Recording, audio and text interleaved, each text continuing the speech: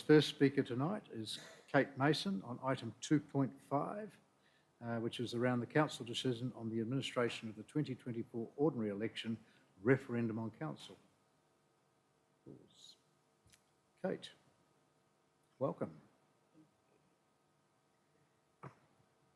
So in particular, thank you for the opportunity to address council, and in particular I'm going to speak to the constitutional referendum regarding the reduction of councillors from 15 to 9 that's being proposed at a cost of $230,371. Prior to the sacking of the Central Coast councillors in 2020, there were 15 councillors. The Central Coast councillor selection was divided evenly, with 3 councillors representing each of the 5 wards.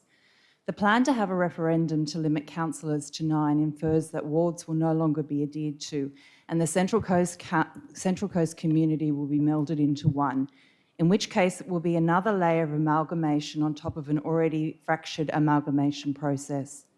The New South Wales Government Councillors Handbook states, councillors play a vital role in meeting the needs of local communities.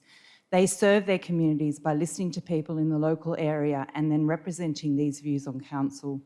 The Central Coast was already at a disadvantage with the number of councillors prior to the dissolution in 2020.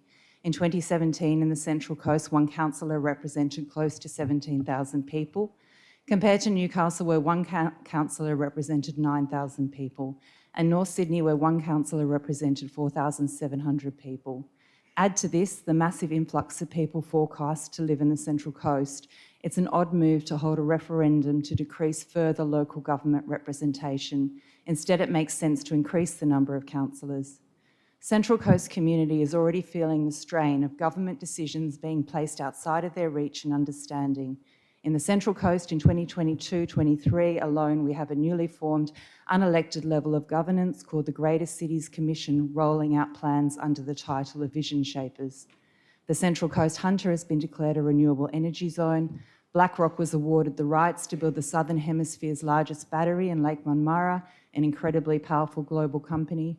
The draft plan of management for Central Coast Council community land has serious implications for 400 sites. We have state government transport transformations as well. People are not being told the full picture regarding local, state, greater commissions and federal plans which are transforming the way we live, work and play, to use the phrasing in the plans. The plans endlessly speak of the importance of community having a say, yet often community members' submissions and questions are ignored.